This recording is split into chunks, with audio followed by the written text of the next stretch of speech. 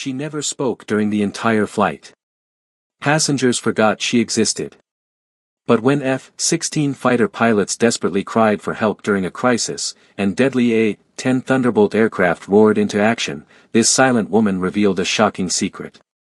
What she did next left military pilots speechless and saved hundreds of lives.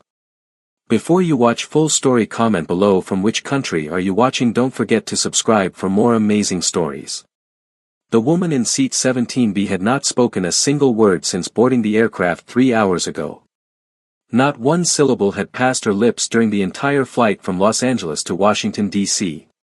Flight attendants had stopped asking if she needed anything after the third polite head shake, and the businessman in 17A had given up trying to make small talk somewhere over Nevada. She simply sat there, looking out the window with eyes that seemed to see something far beyond the clouds, her hands folded quietly in her lap, her entire presence so unremarkable that people forgot she was there within minutes of noticing her. Her name was Emma Walsh, though nobody on the plane knew that. Nobody knew anything about her because she had made absolutely certain they would not. The flight attendants had whispered to each other near the galley that the woman in 17B must want complete privacy, perhaps dealing with some personal tragedy or simply preferring solitude. The elderly lady in 17C had tried once to offer a mint, receiving only a gentle smile and slight head shake in response, after which she returned to her book and forgot the silent woman existed. Even the child kicking the seat behind her eventually stopped because there was no reaction to provoke, no satisfaction to gain from bothering someone who seemed to barely register the physical world around her. What none of them could possibly know was that Emma Walsh was not antisocial or grieving or lost in thought about ordinary problems. She was listening. Always listening. Her ears were tuned to frequencies most people never noticed, her brain processing sounds and patterns that civilians filtered out as background noise. The hum of the engines told her they were running perfectly. The slight changes in air pressure indicated weather patterns ahead. The captain's intercom announcements revealed stress levels and decision-making processes. She absorbed everything while appearing to notice nothing, a habit burned into her neural pathways by 12 years of military aviation training that had made her one of the most feared close air support pilots in modern warfare. The Airbus A320 maintained its steady cruise at 37,000 feet, and Emma continued her silent vigil by the window. She wore simple jeans and a plain gray sweater, nothing that would draw attention, nothing that would make anyone suspect that the quiet woman who would not even order a drink had once commanded an A-10 Thunderbolt II through hostile skies while providing life-saving fire support to troops pinned down by enemy forces. Her hands, resting so peacefully in her lap, had pulled the trigger on the most powerful rotary cannon ever mounted on an aircraft, sending thousands of 30mm rounds downrange with accuracy that saved countless lives on battlefields across 3 continents. But that was a different life, and Emma had left it behind 6 months ago. Or tried to. The problem with being an A-10 pilot was that you never really stopped being an A-10 pilot. The aircraft got into your blood, into your bones, into the way you saw the world. While F-16 pilots thought about speed and air superiority, while bomber crews thought about strategic targets, A-10 pilots thought about the troops on the ground. Always the troops. Every mission, every training exercise, every moment in the cockpit was about one thing: keeping soldiers alive when they were in the worst possible situations. That mindset did not simply disappear when you took off the uniform. The flight attendant passed by again, barely glancing at the silent woman in 17B who required nothing and said nothing. Emma appreciated being invisible. After years of being Reaper 6, the call sign that made enemy forces scatter and friendly forces cheer, being completely unremarkable felt like a vacation. No radio chatter demanding immediate action. No ground commanders screaming coordinates while under fire. No desperate voices begging for close air support because they were about to be overrun. Just silence and clouds and the peaceful hum of commercial airline engines that would never know combat. Except the silence was about to end in a way that nobody on that aircraft could have predicted. The first indication that something was wrong came through Emma's phone. She had left it in airplane mode like everyone else, but her old military contacts knew how to reach her through emergency channels that did not depend on civilian networks.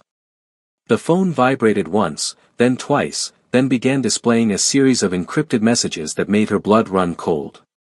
She read them quickly, her expression never changing, her body language remaining completely neutral even as her mind shifted instantly from civilian mode to combat awareness. Military emergency developing 200 miles northeast, hostile ground situation, civilian aircraft in potential danger zone. F-16 fighters scrambled for assessment. Possible mass casualty event, all available tactical assets being mobilized. Emma's fingers moved across her phone screen, accessing channels that legally she should not have had access to anymore but which her former commanders had insisted she maintain for exactly this kind of situation. What she found made her understand why they had contacted her. The emergency was not just serious. It was the exact type of scenario that F-16 pilots were not trained to handle and that required the specific expertise of A-10 Thunderbolt II operations. A terrorist cell had taken over a remote airfield being used as an evacuation point for American citizens fleeing a sudden political crisis. Hundreds of civilians were trapped, with hostile forces using heavy weapons to prevent any rescue attempt. F-16 Fighting Falcons had been scrambled because they were the fastest response, designed to reach crisis zones in minutes with their incredible speed and power. But F-16s were air superiority fighters, built to dominate the skies and engage other aircraft or strike strategic targets with precision weapons. They were not designed for close air support against ground targets that were dangerously close to friendly forces. Through her phone's encrypted connection, Emma could hear the tactical frequency that the F-16 pilots were using. The lead pilot's voice came through tense and frustrated. "Command, this is Falcon 1. We have visual on the target area. Multiple hostile positions with heavy weapons surrounding the airfield. Civilians are trapped in 3 hangars on the north side. We cannot engage with our current loadout without unacceptable risk to friendlies. The targets are too close. We need close air support assets. We need A-10 capabilities. Repeat, we need Warthog support immediately." Another voice responded, this one belonging to Falcon 2. "Command, these tangos are dug in with anti-aircraft positions. They know we're fast movers and they're using the civilians as shields. Standard F-16 tactics won't work here. We're looking at a low and slow scenario with danger close fire support requirements. This is not our mission set. Where are the A-10s? Emma's jaw tightened slightly, the only outward sign of her internal response. She knew exactly what those F-16 pilots were facing. The F-16 Fighting Falcon was an incredible aircraft, one of the most successful fighter jets ever built, capable of speeds exceeding Mach 2 and equipped with sophisticated weapons systems. But it was designed to move fast, strike hard, and get out. The pilots spent their training learning air-to-air combat, high-speed bombing runs, and precision strikes against fixed targets. They did not train for the grinding, dangerous, low-altitude close air support missions that defined A-10 operations. The A-10 Thunderbolt II, the aircraft Emma had flown for over a decade, was the opposite in almost every way. It was slow, subsonic, designed to loiter over battlefields for hours while providing continuous support to troops in contact. Its armor could withstand direct hits from anti-aircraft fire.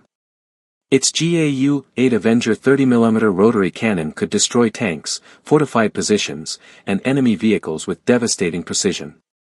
Most importantly, A-10 pilots trained constantly for danger-close scenarios where friendly forces were meters away from enemy positions and where a single mistake could mean killing the people you were trying to save. The tactical frequency crackled again. "Command, Falcon 1. We are not equipped or trained for this mission. Our weapons are too powerful and too fast for this environment. We need gun runs, low-altitude passes, and sustained fire on multiple dispersed targets while avoiding 3 separate civilian locations. This requires A-10 capabilities and A-10 pilot training. What is the ETA on Warthog assets?" The response from command made Emma close her eyes briefly. "Falcon 1, nearest A-10 squadron is currently 3 hours away minimum. They were conducting training exercises in a different theater and are returning as fast as possible. You need to maintain coverage until they arrive." 3 hours. Emma knew what that meant. The F-16 pilots would circle overhead, unable to effectively engage, while hostile forces either killed the civilians or prepared positions that would make even an A-10 assault far more dangerous. Every minute that passed without proper close air support increased the body count. This was exactly the kind of situation that created the desperate radio calls she had heard so many times in her career, ground forces or civilians screaming for help while aircraft overhead could not provide the specific type of support needed. Falcon 1's voice returned, and now Emma could hear something she recognized immediately, the controlled fear of a pilot who knew people were dying and he could not save them with the tools he had. Command, we cannot hold this position effectively for 3 hours. The Tangos are already moving on the civilian positions. We need someone who knows close air support coordination. We need someone who can talk us through A-10 tactics with F-16 capabilities. We need a Warthog driver advising immediately. That was when Emma made her decision. She unbuckled her seatbelt and stood up for the first time since takeoff, startling the businessmen in 17A who had forgotten she existed. She moved down the aisle with purpose, her silent passivity replaced by focused determination that made people unconsciously move out of her way. The flight attendants looked up in surprise as the woman who had not spoken a single word suddenly walked straight into the cockpit area and knocked firmly on the door. The senior flight attendant moved to intercept her. "Ma'am, you cannot be here. Please return to your seat." Emma spoke for the first time, her voice calm but carrying absolute authority. "I need to speak with the captain immediately. This is a national security emergency. I am former military and I have information critical to an ongoing operation." The flight attendant's expression shifted from annoyance to confusion to concern. Something about the way this woman spoke, the certainty in her voice, the complete transformation from silent passenger to military professional, made her hesitate. "Ma'am, I don't understand. What kind of emergency?" "There is a military crisis developing that affects this aircraft's flight path and potentially our safety. I need to coordinate with the captain now. My name is Emma Walsh. My call sign was Reaper 6. I flew A-10 Thunderbolt 2 close air support missions for 12 years. Check with air traffic control. They will confirm there is an active military emergency in progress and that my expertise is needed immediately." The captain had been listening through the door and now opened it, his face showing skepticism mixed with curiosity. "I'm Captain Anderson. You're saying you're a military pilot? We have not received any alerts about our flight path being affected." Emma met his eyes with the steady gaze of someone who had made life-and-death decisions at 300 feet above hostile territory. "Captain, you will receive those alerts in approximately 4 minutes when military command updates all civilian aircraft about the crisis zone. But I do not have 4 minutes. There are F-16 fighters 200 miles northeast trying to provide close air support for a civilian rescue operation, and they are not trained for that mission. People are going to die unless someone with A-10 experience can advise them on how to adapt their tactics. I need access to military tactical frequencies immediately." Captain Anderson studied her for a long moment. He had flown for the Navy before transitioning to commercial aviation, and he recognized the bearing, the terminology, the absolute confidence of someone who had actually done what she claimed. "You're serious? You're actually a combat pilot?" "I was. And right now, I'm the only A-10 pilot within range who can help those F-16 drivers figure out how to save those civilians. I need your radio system and I need it now." The captain made his decision. "Come in. Use whatever you need." He turned to his co-pilot. "Contact ATC. Confirm there's a military emergency in the area she described." To Emma, he said, "Our radio system can access military frequencies if you know the right channels." Emma was already moving, her hands flying across the radio controls with the ease of thousands of hours of practice. She input the encrypted tactical frequency she had been monitoring on her phone, and suddenly the cockpit filled with the sounds of the F-16 pilots coordinating their increasingly desperate attempts to find a solution. Falcon 1 was speaking. "We've identified the primary threat positions, but we cannot engage without danger to civilians. The hostiles have heavy machine guns and what looks like shoulder-fired missiles in 3 separate locations, all within 200 meters of the hangars where the civilians are trapped. Standard attack profiles put us at risk and put the friendlies at even greater risk. Emma keyed the microphone, her voice cutting through the tactical chatter with calm authority. Falcon 1, Falcon 2, this is Reaper 6. I'm a former A-10 pilot monitoring your situation. I can advise on close air support tactics adapted for your capabilities. Do you copy? There was a moment of shocked silence on the frequency. Then Falcon 1 responded, his voice filled with desperate hope. Reaper 6, Falcon 1. We copy. Who are you and where are you transmitting from? Falcon 1, I'm currently on a commercial flight but I have access to military frequencies and I have 12 years of A-10 close air support experience including hundreds of danger close missions. I know you're not trained for this, but I can walk you through it. First, I need you to describe your current loadout and your altitude. Falcon 2 responded immediately. Reaper 6, Falcon 2 here. We're carrying AIM-120s for air-to-air, and we each have 2 GBU-12 paveway laser-guided bombs. We're at 15,000 feet, standard combat air patrol altitude. But those bombs are 500-pounders. We cannot drop them anywhere near those civilians. Emma's mind was already working through the tactical problem, seeing it the way an A-10 pilot would see it. Falcon 2, you're thinking like an F-16 driver, which is your training, but it's not going to work here. You need to think like a warthog. First, you need to get low. I know that goes against everything you've learned about keeping your speed and altitude, but close air support requires visual identification and precise engagement. You need to see exactly what you're shooting at. Falcon 1 responded, uncertainty clear in his voice. Reaper 6, we're in an F-16. Low and slow puts us in the engagement envelope of those anti-aircraft weapons. The A-10 has armor. We don't. Falcon 1, I understand that concern. But those hostiles are using heavy machine guns and possibly shoulder-fired missiles, not radar-guided systems. They're designed to engage helicopters and slow aircraft, not F-16s. Your speed is your armor. I'm going to teach you the A-10 tactic of pop-up attacks. You come in low and fast, pop up to acquire your target, engage, and drop back down before they can track you. It's not your standard attack profile, but it will work. Captain Anderson was listening to the exchange with growing respect. The co-pilot had confirmed the military emergency with ATC, and the captain now understood that his silent passenger was not exaggerating her credentials. He watched as Emma coordinated the tactical response with the ease of someone who had done this countless times before. Emma continued, her voice steady and professional. Falcon 1, Falcon 2, here's what we're going to do. The A-10s are still 3 hours out, but we can set this up for them while protecting those civilians right now. First, I need you to make a low pass, 500 feet, and give me detailed positions on all hostile locations relative to the civilian hangars. Use standard close air support reference points. Clock positions from the hangars. Falcon 1 acknowledged and Emma could hear the F-16's engines change pitch as the pilot pushed the aircraft into a dive.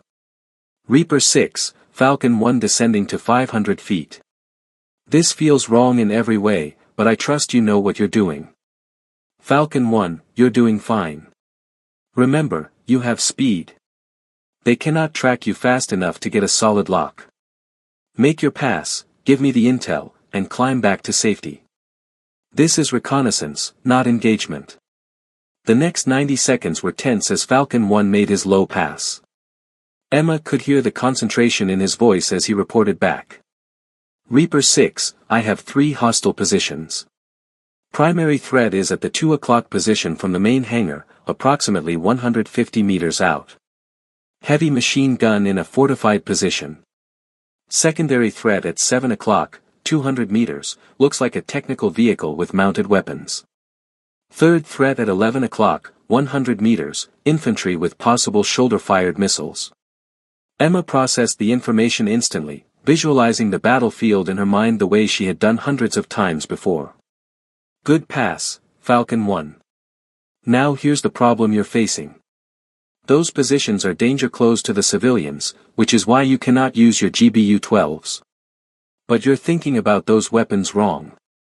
You're thinking about them as 500-pound bombs, which they are, but you're not thinking about precision. Falcon 2 interjected. Reaper 6, with all respect, a 500-pound bomb is a 500-pound bomb. The blast radius doesn't care how precise we are.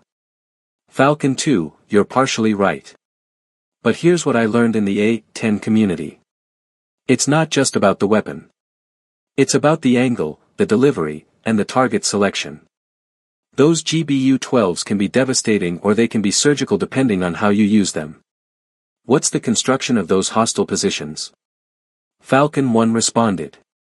The 2 o'clock position is sandbagged with what looks like metal sheeting for overhead cover. The 7 o'clock technical is in the open. The 11 o'clock infantry is using abandoned vehicles for cover. Emma's eyes narrowed in concentration. Perfect. Here's what we're going to do.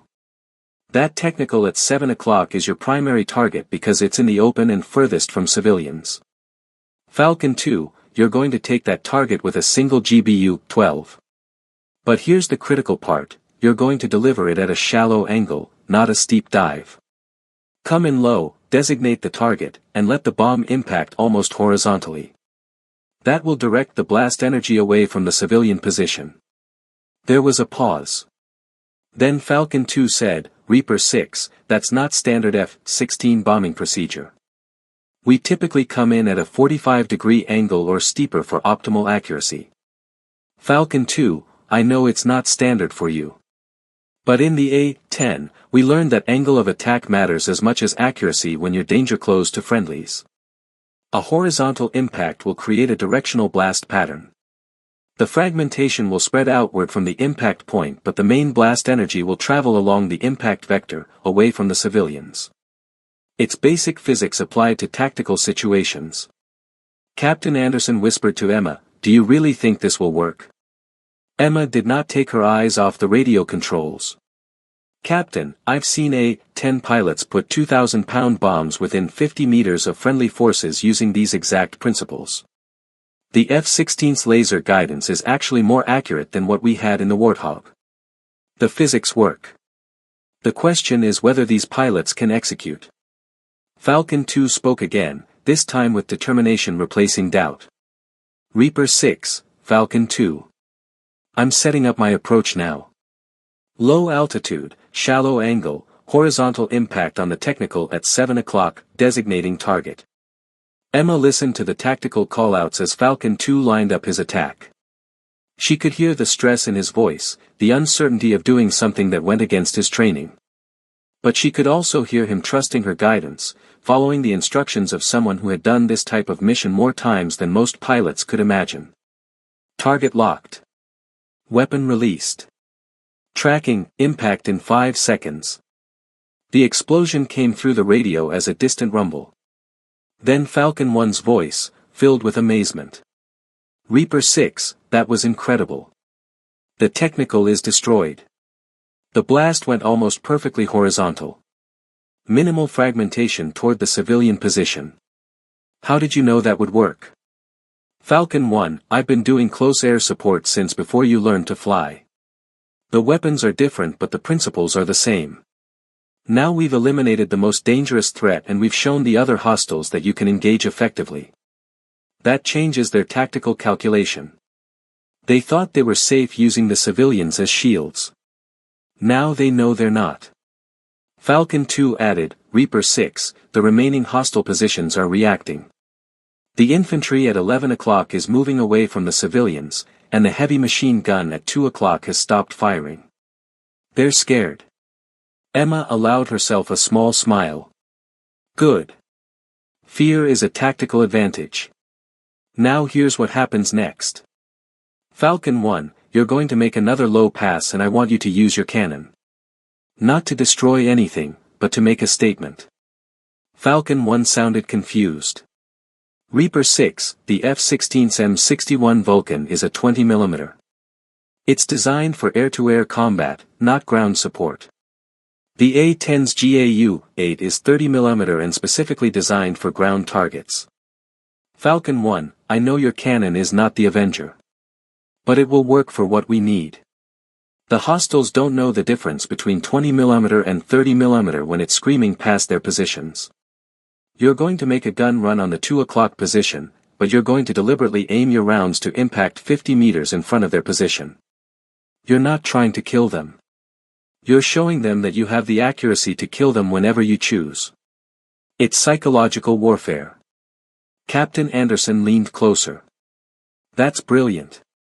You're using the threat of precision rather than actual destruction. Emma nodded without looking away from the radio. In close air support, sometimes the most effective weapon is the enemy's imagination. If they think we can drop rounds exactly where we want them, they'll break and run rather than test that theory.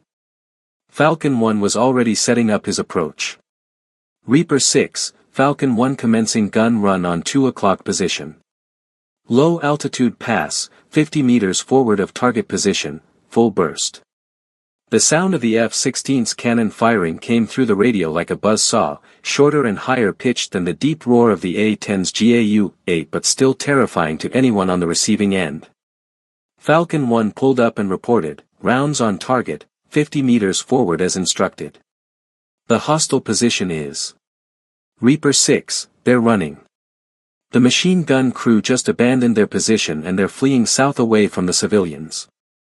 Emma felt the familiar satisfaction of a close air support mission going exactly as planned. Falcon 1, excellent execution. Now we have one hostile position left at 11 o'clock. The infantry with possible shoulder-fired missiles. That's your most dangerous remaining threat because those missiles can actually hurt an F-16. We're going to handle them differently. Falcon 2 asked, what's the plan, Reaper 6?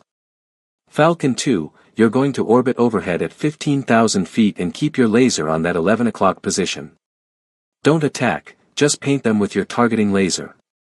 Meanwhile, Falcon 1 is going to make another low pass and you're going to use your radio to broadcast a message on all frequencies that those hostiles might be monitoring. Falcon 1 responded immediately. What message? Emma's voice hardened. You're going to tell them that they are currently being targeted by laser-guided munitions and that they have 60 seconds to abandon their weapons and surrender or they will be destroyed. You're going to tell them that the civilian positions are now under the protection of United States Air Force assets and any hostile action will result in immediate and overwhelming response.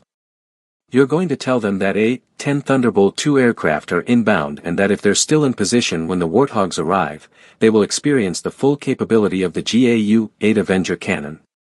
There was a moment of silence. Then Falcon 2 said quietly, Reaper 6, you're betting that the reputation of the A-10 will make them surrender without a fight. Falcon 2, I'm betting that anyone who knows anything about military aviation understands that facing an A-10 in a ground fight is a death sentence. The Warthog is famous worldwide for a reason. Every military force on Earth knows what that aircraft can do. The psychological impact of knowing A-10s are coming is worth more than actually shooting at these targets. Falcon 1 transmitted the message on all frequencies, his voice carrying the absolute conviction of someone delivering an unavoidable truth. Emma listened as he explained exactly what was about to happen to anyone remaining in hostile positions when the A-10s arrived, detailing the 30mm cannon that could destroy tanks, the ability to loiter overhead for hours, the armor that made the aircraft nearly impossible to shoot down with the weapons they possessed. 90 seconds later, Falcon 1 reported back with something close to awe in his voice. Reaper 6, the infantry at 11 o'clock just dropped their weapons and they're running. All hostile positions are now abandoned. The civilians are safe. You just coordinated a close air support mission using F-16s like they were A-10s and you did it without killing anyone except that technical crew. How is that even possible? Emma leaned back slightly, feeling the weight of the last 30 minutes settle on her shoulders. Falcon 1, close air support is not just about destroying targets. It's about protecting people. Sometimes that means killing the enemy. Sometimes it means scaring them so badly they choose to run instead of fight. The A-10 community learned a long time ago that the most effective weapon is the one you don't have to fire. You too just learned that lesson in F-16s. The military command frequency crackled to life with a new voice, this one belonging to a senior officer. Reaper 6, this is Colonel Martinez, commanding officer of the 347th Fighter Wing. I've been monitoring this tactical coordination. Can you identify yourself fully? Emma straightened unconsciously, old military habits reasserting themselves. Colonel Martinez, this is former Captain Emma Walsh, call sign Reaper 6, formerly of the 75th Fighter Squadron, 23rd Fighter Group. I flew A-10 Thunderbolt II close air support missions for 12 years before retiring 6 months ago. I was monitoring the situation and provided tactical advice to your F-16 pilots based on my A-10 experience. There was a long pause. Then Colonel Martinez spoke again, his voice filled with something between respect and disbelief. Captain Walsh, Reaper 6, your record just came up on my screen. 437 close air support missions. 1,700 combat hours in the A-10. 3 distinguished flying crosses. 2 Bronze Stars. You're not just a former A-10 pilot. You're a legend in the close air support community. Every ground unit that served in theater during your active years knows your call sign. When you broadcast that the warthogs were coming, you weren't making an empty threat. You were invoking your own reputation. Emma felt uncomfortable with the praise. Colonel, I just did what any A-10 driver would do. Those F-16 pilots had a close air support problem and they needed someone who understood the mission. The credit belongs to Falcon 1 and Falcon 2 for trusting guidance that went against their training. Falcon 1 interjected. Reaper 6, with all respect, we were about to watch civilians die because we didn't have the right tools or the right training. You gave us both. You taught us how to think like A-10 pilots even though we're flying F-16s. That's not just tactical advice.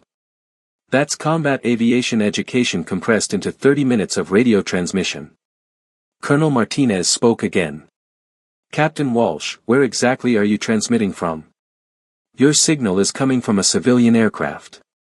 Captain Anderson took the microphone from Emma. Colonel Martinez, this is Captain Robert Anderson, commercial pilot. Captain Walsh is a passenger on my aircraft. She accessed our radio system to provide tactical coordination because she was the only A-10 qualified pilot in range. I gave her permission to use our equipment once I verified the emergency. Captain Anderson, you made the right call. Captain Walsh, the A-10 squadron is now 90 minutes out instead of 3 hours. They received your tactical assessment and pushed their return flight to maximum speed. When they arrive, they'll find the situation already stabilized thanks to your coordination. The civilians are being extracted now under F-16 cover. You saved a lot of lives today without ever leaving your commercial flight. Emma felt the familiar mix of satisfaction and exhaustion that came with successful close air support missions. Colonel, those F-16 pilots did the actual work. I just helped them adapt tactics they already knew how to execute. Falcon 1 and Falcon 2 deserve the recognition. Falcon 2 responded immediately. Reaper 6, we were trained for air superiority and precision strikes. You taught us close air support in real time during an actual emergency. That's something we'll carry for the rest of our careers. Every time we see an A-10, we're going to remember the day a Warthog pilot taught us how to think like Warthog pilots even from a commercial aircraft. Thank you. The radio coordination continued for another 20 minutes as Emma helped Falcon 1 and Falcon 2 establish a secure perimeter around the evacuation point and coordinate with the incoming A-10 squadron. She provided detailed briefings about the terrain, the abandoned hostile positions, and the best approach vectors for the Thunderbolt IIs when they arrived. She was doing what she had always done, making sure everyone had the information they needed to stay alive and complete the mission successfully. Finally, Colonel Martinez closed the tactical frequency.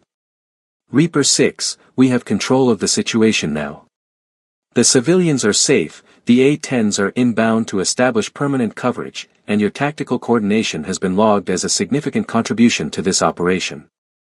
On behalf of the United States Air Force and the civilians whose lives you saved today, thank you for your service. Both past and present. Emma handed the microphone back to Captain Anderson and suddenly felt the weight of every eye in the cockpit. The captain was looking at her with a respect that went far beyond the normal passenger-pilot relationship. Captain Walsh, that was extraordinary. You just coordinated a military rescue operation from a commercial aircraft using nothing but a radio and 12 years of combat experience. Those F-16 pilots sounded like they would follow you into hell if you asked them to. Captain Anderson, I appreciate the sentiment, but I just did what A-10 pilots are trained to do. We support the people who need help. Sometimes those people are soldiers under fire. Sometimes they're civilians trapped by hostile forces. Sometimes they're F-16 pilots trying to execute a mission they were never trained for. The aircraft doesn't matter. The principle is the same. As Emma walked back to her seat, she noticed that the entire cabin had gone silent. The passengers who had ignored her for 3 hours were now staring at her with expressions ranging from shock to awe. The businessman in 17A who had given up trying to make conversation was pressed against the window to give her space, his mouth slightly open. The elderly lady in 17C was clutching her book with white knuckles, clearly having heard at least some of the radio traffic through the open cockpit door. Emma sat down and buckled her seatbelt, trying to return to the invisibility she had maintained for the entire flight. But the cabin atmosphere had changed completely. Whispers spread from row to row as passengers shared what little they had heard or understood. The flight attendants looked at her with a mix of respect and confusion, clearly unsure how to treat someone who had just saved lives using their aircraft's communication system. The businessman finally found his voice. You're a military pilot. A combat pilot. You were actually coordinating a rescue mission from this plane. Emma turned to look at him directly for the first time since boarding. I was a military pilot. Now I'm just a passenger trying to get to Washington, D.C. Just a passenger, he repeated slowly. You spent 3 hours not saying a word and then you coordinated a military operation that saved civilians from terrorists using tactics that F-16 pilots had never heard of before. That's not just a passenger. That's something else entirely. The elderly lady leaned forward from 17C. Dear, I heard some of what you were saying. Something about A-10 aircraft and close air support. My grandson is in the army. He told me once that A-10 pilots are the ones soldiers pray for when they're in trouble. He said the sound of the A-10's cannon is the most beautiful sound in the world if you're a soldier surrounded by enemies. Was that you? Were you one of those pilots? Emma felt the familiar conflict between wanting anonymity and honoring the truth of what she had done. Yes, ma'am. I flew A-10s for 12 years. Close air support was my mission. Supporting troops in contact with the enemy. The elderly lady's eyes filled with tears. My grandson was in Afghanistan. He told me about a mission where his unit was surrounded and they called for help. He said an A-10 pilot came in so low and so accurate that the enemy broke and ran. He said that pilot saved his entire unit. He never told me the call sign, but he said he would never forget that day. Was that the kind of thing you did? Yes, ma'am. That was exactly the kind of thing I did. Many times. The woman reached across and took Emma's hand, squeezing it gently. Then thank you. Thank you for my grandson. Thank you for all the soldiers you brought home safely. Thank you for being willing to fly into danger to protect people you had never met. Emma felt her throat tighten slightly. This was why she had left the military, why she had sought anonymity. The weight of gratitude was sometimes harder to carry than the weight of responsibility. You're welcome, ma'am. It was an honor to serve. For the next hour, Emma answered quiet questions from nearby passengers who had overheard the conversation. She explained what an A-10 was, what close air support meant, why F-16 pilots needed her help with that specific type of mission. She kept her answers simple and factual, avoiding the dramatic details that would have made her service sound more heroic than it felt to her. But the passengers understood that something extraordinary had happened on their flight, that the silent woman in 17B had casually coordinated a military operation while they watched movies and slept. Captain Anderson made an announcement over the intercom as they began their descent into Washington, D.C. Ladies and gentlemen, this is your captain speaking. I want to inform you that during our flight, we had the privilege of having a distinguished military veteran on board. This individual provided critical tactical coordination for a military rescue operation that saved civilian lives. While I cannot share specific details due to operational security, I want you to know that your safety and the safety of others was in excellent hands today. On behalf of the flight crew and all passengers, we thank this individual for their service to our nation. The cabin erupted in spontaneous applause. Emma felt her face flush as passengers turned to look at her, many having figured out who the captain was talking about. She nodded politely but said nothing, maintaining the quiet dignity that had defined her military career. As the aircraft touched down and taxied to the gate, Emma saw something that made her breath catch. Parked on the military side of the airport were two F-16 Fighting Falcons, and next to them, engines still cooling from a high-speed flight, were four A-10 Thunderbolt IIs. Their distinctive twin engines and straight wings were unmistakable even from a distance. The Warthogs had arrived at the rescue site, completed their mission, and returned to base. Captain Anderson came on the intercom one final time. "Captain Walsh, if you could please remain seated after landing. We have a special arrival procedure for you." Emma felt a mix of anticipation and uncertainty as the other passengers deplaned, many pausing to shake her hand or thank her personally. When the cabin was finally empty except for flight crew, Captain Anderson emerged from the cockpit and gestured toward the exit. "Captain Walsh, there are some people who would like to meet you." Emma walked to the door and stopped. Standing on the jetway were 6 pilots in flight suits. 2 wore the patches of an F-16 squadron.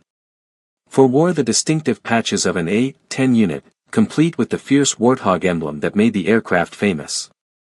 In front of them stood a colonel with silver eagles on his shoulders.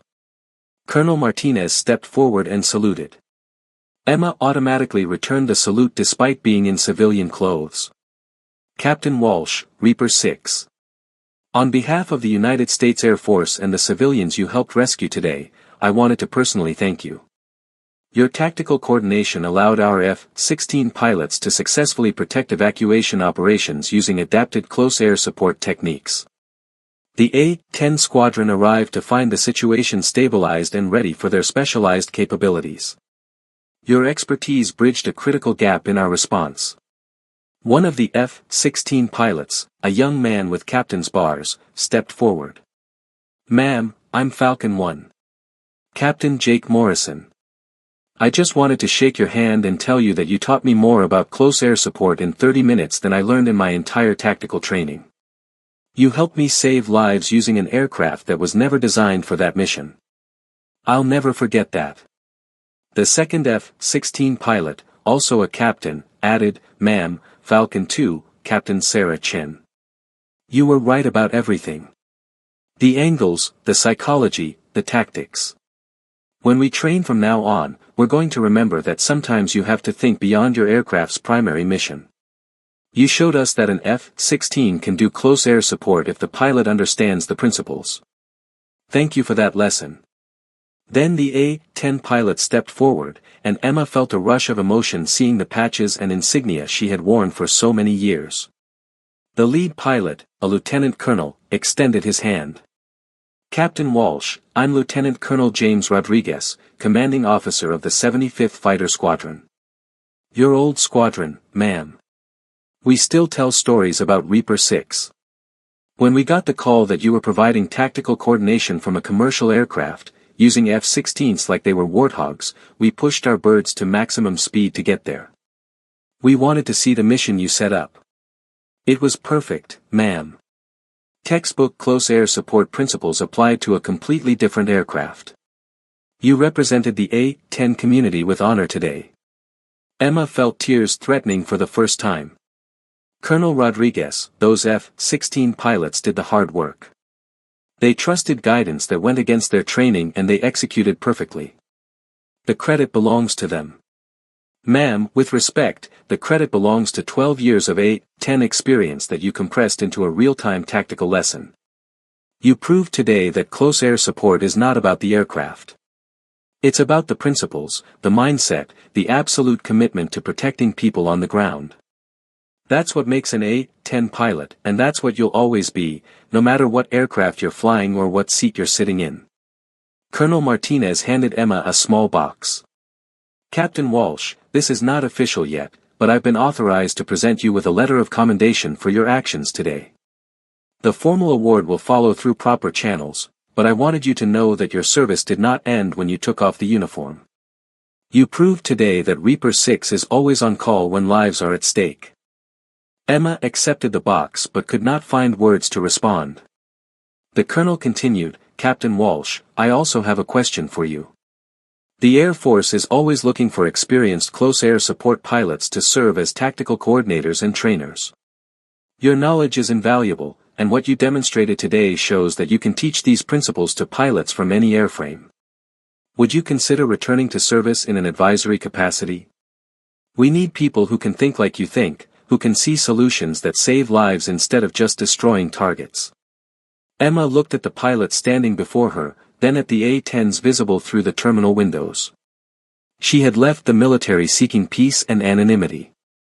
She had spent 3 hours on a commercial flight trying to be invisible, trying to leave behind the responsibility and the weight of combat aviation. But when the call came, when lives were at stake, she had not hesitated. She had done exactly what she had always done, she had found a way to protect people who needed protection. Colonel Martinez, can I think about it? Of course, Captain. Take all the time you need. But remember that the skills you have, the experience you carry, the instincts you demonstrated today, those are rare and valuable. The military invested 12 years training you to be the best close air support pilot possible. Today you showed that investment continues to pay dividends even after you retire. We would be honored to have you back in any capacity you're comfortable with. The pilots escorted Emma through the terminal, drawing curious looks from travelers who wondered why a woman in civilian clothes was being accompanied by 6 military pilots and a colonel. At the terminal exit, the A-10 pilots insisted on one final gesture. They stood at attention and rendered a formal salute to their former squadron member, holding it until Emma returned the honor. Lieutenant Colonel Rodriguez said quietly, Reaper 6, you can take the pilot out of the Warthog, but you can't take the Warthog out of the pilot. You proved that today. The 75th Fighter Squadron is proud to claim you as one of our own, now and always. If you ever need anything, you call us. That's a promise from your squadron. As Emma walked away from the terminal, she pulled out her phone and saw dozens of messages from former military colleagues who had heard about the mission. News traveled fast in the close air support community. Her actions had already become a story that would be told in ready rooms and training sessions, an example of how A-10 principles could be adapted to any situation by a pilot who truly understood the mission. She thought about Colonel Martinez's offer as she hailed a taxi. 3 hours ago she had been trying to disappear, to be invisible, to leave behind the intensity of military aviation. But the truth was that she had never really left. The training was too deep, the commitment too strong, the instinct to protect too powerful. When F-16 pilots cried for help and A-10s roared in response, Reaper 6 had answered the call without hesitation. Emma smiled slightly as the taxi pulled away from the airport. The businessman in seat 17A had been right. She was not just a passenger. She would never be just a passenger. She was an A-10 pilot, trained to provide close air support to anyone who needed it, using whatever tools were available, from wherever she happened to be. That mission did not end with retirement. It was who she was at the most fundamental level. Her phone buzzed with one final message, this one from Falcon 1. Reaper 6, just landed back at base. My squadron commander wants to know if you would consider giving a guest lecture on adaptive close air support tactics. We told him about what you taught us today and he said it should be part of our training curriculum. Would you be willing? Emma smiled slightly as she looked out the taxi window at the A-10 still visible on the military ramp. The businessman in seat 17A had been right. She was not just a passenger. She would never be just a passenger. She was an A-10 pilot, and when F-16 pilots cried for help, Reaper 6 had answered the call. The silence was over. The mission continued.